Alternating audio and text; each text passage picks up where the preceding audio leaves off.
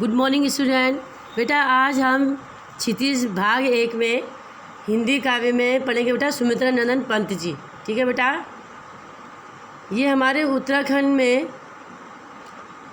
प्रसिद्ध कवि माने जाते हैं। सुमित्रा नंदन पंत जी का जन्म उत्तरांचल के अल्मोड़ा ज़िले के कौसानी गांव में सन 1900 में हुआ। उनकी शिक्षा बनारस और इलाहाबाद में हुई। आज़ादी के आंदोलन के दौरान महात्मा गांधी जी के आह्वान पर मतलब कहने पर उन्होंने कॉलेज छोड़ दिया। छायावादी कविता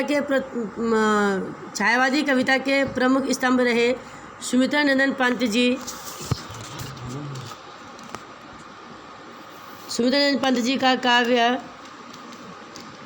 क्षितिज से 1977 तक फैला है। सन 1977 में उनका देहावसान हो गया। बेटा ये उत्तराखंड के हमारे प्रकृतिवादी प्रेमी कवि माने जाते हैं। वे अपनी जीवन दृष्टि के विभिन्न चरणों में छायावाद, प्रकृतिवाद एवं अरविंद दर्शन से प्रभावित हुए। वीणा, ग्रंथि, गुंजन, ग्राम्या, पल्लव, युगांत, स्वर्ण किरण, स्वर्ण धूलि, कला और बूढ़ा चांद, लोकायतन, चिदंबरा उनकी प्रमुख कृतियां हैं। उन्हें साहित्य अकादमी पुरस्कार, भारतीय ज्ञानपीठ पुरस्कार एवं सोवियत-लैंड नेहरू पुरस्कार से सम्मानित किया गया। पंत की कविता में प्रकृति और मनुष्य के अंतरंग संबंधों की पहचान है। मतलब पंत जी ने अपनी कविता के माध्यम से मनुष्य और प्रकृति के जो आंतरिक जो संबंध हैं उनके विषय में बताया है। उन्होंने आधुनिक हिंदी कविता को एक नवीन अभिव्यंजना पद्धति एवं काव्य भाषा से समृद्ध किया। भावों की अभिव्यक्ति के लिए सटीक शब्दों के चयन के कारण उन्हें शब्द शिल्पी भी कहा जाता है। ग्रामश्री कविता में पंत ने गांव की प्राकृतिक सुषमा मतलब सुंदरता और समृद्धि का बड़ा ही मनोहारी वर्णन किया है। खेतों में दूर तक फैली लहलहाती फसलें, फल फूलों से लदी पेड़ों की डालियां और गंगा की सुंदर रेती मतलब जो रेत होती है गंगा किनारे कवि को रोमांचित करती हैं। उसी रोमांच की अभिव्यक्ति है यह कविता।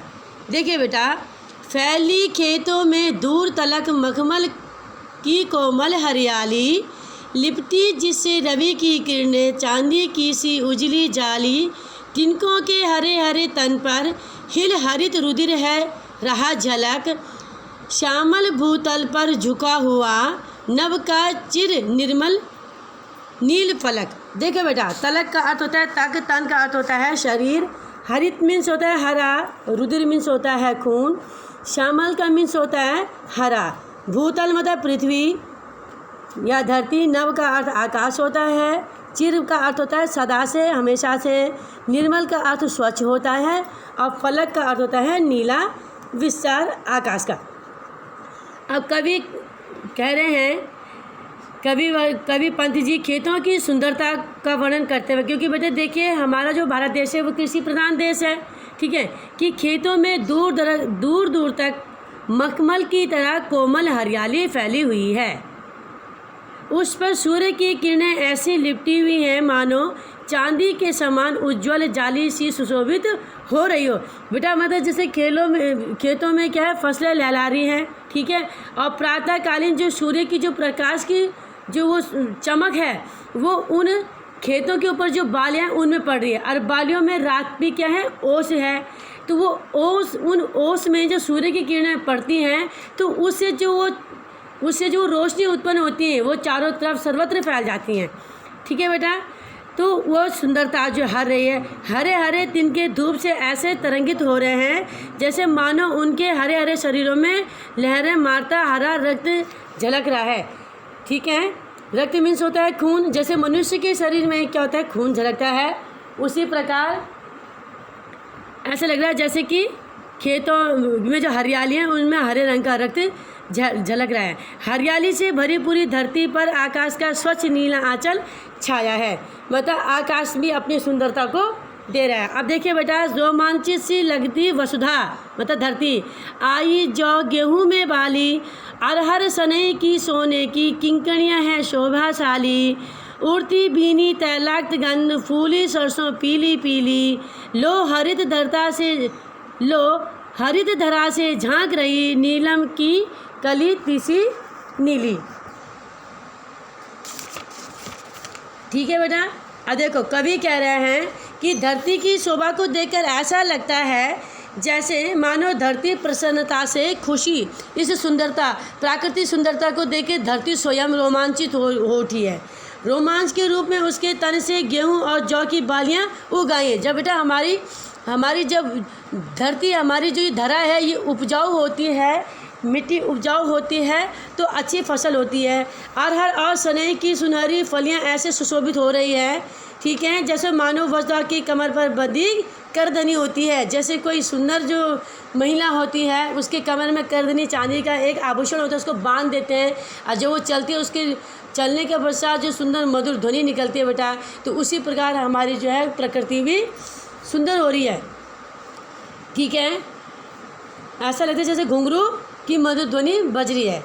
सरसों भी अपनी पीली रंगत लेकर खेतों में खिलखिला रही है, ठीक है। सर अब आपने देखा होगा बेटा कि फूल, जब सरसों की खेती होती है, जो फूल चारों तरफ फैल जाते हैं तो उस एरिया में सरसों की पूरी तेल की खुशबू फैल जाती है। सरसों के फूलों से उठने वाली तेलीय महक पूरे वातावरण में फैल जाती है। और यह देखो, धरती के इस सौंदर्य को निहारने के लिए नीलम की कली के समान नीले रंग के फूल भी, ठीक है, नीले फूल भी हरी भरी धरती से झांक रहे हैं, ठीक है। मतलब हमारा नीला आकाश, ठीक है, ऐसा लगता है मानो आकाश भी धरती की सुंदरता को देखकर खुश हो रहा है, ठीक है बेटा। आगे देखो बेटा, रंग रंग के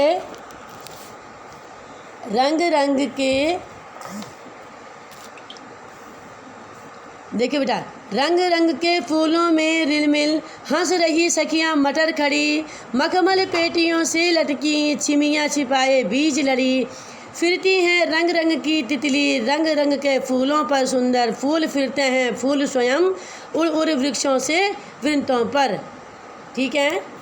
अब कवि कहते हैं कि खेतों में चारों ओर कई प्रकार के फूल खिल गए हैं क्योंकि देखो बेटा, इस कविता में कवि ने वसंत ऋतु की सुंदरता का वर्णन किया है, तो इसमें उसी समय की सब्जियों, फलों और अनाज के विषय में कवि ने बताया है।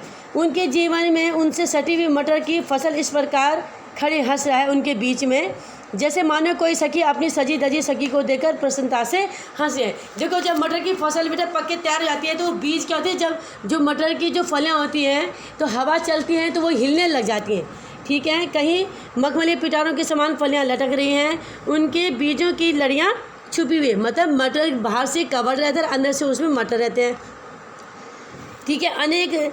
कई प्रकार के रंग के सुंदर सुंदर फूल खिले हुए हैं और उन पर कई प्रकार के रंग बिरंगे तितलियाँ उड़कर उसकी सुंदरता को बढ़ा रही हैं। उन्हें देखकर ऐसा लगता है मानो फूल ही प्रसन्नतापूर्वक उड़ उड़कर एक डंठल से दूसरी डंठल पर डोलते फिर रहे हों, ठीक है। मतलब कवि के कहने का तात्पर्य यह है बेटा कि रंग बिरंगे फूलों के मध्य सुशोभित जो है मटर की खड़ी फसल तथा उन पर मंडराती तितलियाँ अत्यंत सुंदर लग रही हैं, ठीक है। आगे देखो बेटा, पीले मीठे अमरूदों में अब लाल लाल चित्तियाँ पड़ी, पक गए सुनहले मधुर बेर, आंवली से तरु की डाल जड़ी, लह लह पालक मह मह धनिया, लौकी और सेम फली फली, मखमली टमाटर हुए लाल, मिर्चों की बड़ी हरी थैली।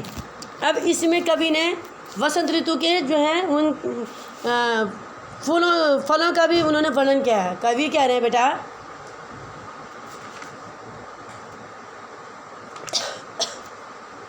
कवि कह रहे हैं कि पीले और मीठे अमरूद पककर तैयार हो गए हैं क्योंकि उन पर अब लाल लाल चकते पड़ गए। बेटा, आपने पहले जब अमरूद देखे होंगे तो वो अमरूद जब वो कच्चे रहते हैं तब वो हरे होते हैं, लेकिन जब वो पक जाते हैं तो पीले रंग की तो हो जाते हैं, बीच बीच में उनमें जो है धारियाँ सी पड़ने लग जाती है, उसको बोलते हैं चितई, जो अमरूद के पकने की पहचान है, ठीक है। बेर भी सुनहरे होकर पक गए हैं, छोटे छोटे आंवलों से पेड़ों की डालियाँ लग गई है क्योंकि आंवला जो है, आंवलों में पत्तियाँ कम और आंवले ज़्यादा हो गए हैं तो इसलिए वो लग गई हैं। पालक की खेती खूब हो रही है खेत में, तो उसकी हवा जब चलती है तो वो पालक जो है ऐसे लहकने झूलने लग जाता है, ठीक है। और धनिया की खुशबू भी चारों तरफ फैल जाती है। इस प्रकार लौकी और सेम की जो ये फसलें होती हैं ये भी तैयार हो जाती हैं और इस प्रकार पूरे जो है ऐसा लगता है हरी मिर्च पककर ऐसा तैयार हो गई है, ऐसा लगता है कि जैसे कि किसी बड़ी थैली के अंदर जो है वो बीज रखे हुए हैं। ठीक है, कहने का तात्पर्य है बेटा, फलों और सब्जियों के स्वाभाविक स्वरूप, उनकी खुशबू और उनकी सुंदरता का कवि ने स्वाभाविक क्या है मधुर वर्णन किया है। कवि के इस वर्णन में फलों और सब्जियों की ताजगी का स्वाद जीवंत हो उठा है। ठीक है, अब आगे देखो बेटा, बालू के सांपों से अंकित गंगा की सतरंगी रेती, सुंदर लगती सर पर छाई तट पर तरबूजों की खेती, अंगुलों की कंघी से बगुले कलगी संवारते हैं कोई, तिरते जल में सुरखा पुलिन पर मगरौठी रहती सोई। अब कवि कह रहे हैं बेटा, देखो बालू होता है रेत, अंकित होता है जिस पर कुछ चिन्ह पड़े हुए हैं, सतरंगी का होता है 7 रंग। ठीक है, क्योंकि हमारे सूर्य के प्रकाश में 7 रंग होते हैं, उसकी किरण जब धरती पर पड़ती है तो वो जो चमकती है। ठीक है, सरपत मतलब कुछ की तरह एक जो लंबी घास होती है जिसको कि छप्पर, गांव में छप्पर वगैरह बनाने के काम आती हैं। तो कवि कहते हैं इस काव्यांश में कवि ने गंगा के किनारे की सुंदरता का वर्णन किया है। कवि कह रहा है कि गंगा की रेत विभिन्न प्रकार के रंगों से सुशोभित है। उनके किनारे की रेती इस प्रकार टेढ़ी मेढ़ी लहरदार बिछी हुई है मानो उस पर सांपों के चलने के निशान बने हुए हों। क्योंकि बेटा ध्यान से सुनिए, क्योंकि सूरज की किरणें गंगा की रेत पर पड़ रही हैं और उस रेत का जो रिफ्लेक्शन है गंगा की जो बहाव है उस पर पड़ रहा है, तो उसके कारण जो है ऐसा लग रहा है कि वो रेत में, गंगा की रेत में कोई सांप से चलने का निशान पड़ गया हो। ठीक है, गंगा किनारे सरपत घास, एक नुकीली प्रकार की घास होती है बेटा। ठीक है, वो आई है, तरबूजों की फसल हो रखी है, आसपास के बगुले गंगा जी में घूम रहे हैं, विहार कर रहे हैं, वे अपने सिर पर पंजों से उंगलियां करते हैं, ऐसा लगता है जैसे वो अपने पे कंघी कर रहे होंगे। ठीक है, चक्रवाक पक्षी नदी के किनारे बहते हुए जल में तैर रहे हैं, नदी के तट पर देखो मगरौठी आनंद से सोई हुई है। ठीक है बेटा, मगरौठी एक पक्षी होती है, चिड़िया होती है। ठीक है, कवि के कहने का तात्पर्य होता है यह है बेटा कि गंगा का दृश्य अद्भुत सौंदर्य लिए हुए है। रेत का टेढ़ा मेढ़ा होना, तरबूजों की खेती, बगलों का विहार करना मतलब घूमना, सुरखाब का पानी में तैरना, मगरौठी चिड़िया का तट पर निश्चिंत सोते रहना, ये सब इन सब का कवि ने बड़ा ही सुंदर और मनोहारी वर्णन किया है। अब देखो बेटा, हंसमुख हरियाली हिम आतप, सुख से सोए अलसाए से सोए, भीगी अंधियाली में निशिकी, तारक स्वप्नों में से खोए, मरकत डिब्बे सा खुला ग्राम, जिस पर नीला नभ आच्छादन, निरुपम हिमांत में स्निग्ध शांत, निज शोभा से हरता जनमन। देखो बेटा ध्यान सुनो, हंसमुख हरियाली मतलब हंसती मुस्कुराती हुई। हिम आतप, हिम का अर्थ होता है सर्दी, आतप का अर्थ होता है धूप, सर्दी की धूप। ठीक है, अलसावे मतलब आलस्य से भरे हुए। अब कवि कहता है कि गांव के चारों ओर हरियाली पर सूर्य की धूप पड़ने से चमक आ गई है। ठीक है, ऐसा लग रहा हो जैसे मानो हरियाली जो है सर्दी की हंसी हंस रही है, सर्दी की धूप भी खिली खिली सी लग रही है, मानो जैसे हिल मिलकर सोए पड़े हैं। रात जो है ओस कणों के कारण भीग गई हैं, तारे उनिंदे से जान पड़ते हैं। जैसे हम सुबह सुबह किसी को उठाते हैं ना बेटा, तो उसकी आंख जो ऐसा लगता है कि आंख भारी सी हुई रहती है, तो वैसे ठीक है, मानो सपनों में खोए हो। इस प्रकार प्राकृतिक सौंदर्य से संपन्न गांव की शोभा एक पन्ने के खुले हुए डब्बे के जैसे लग रही है। पन्ना एक विशेष प्रकार का नग होता है बेटा, उसको मरकत कहा जाता है।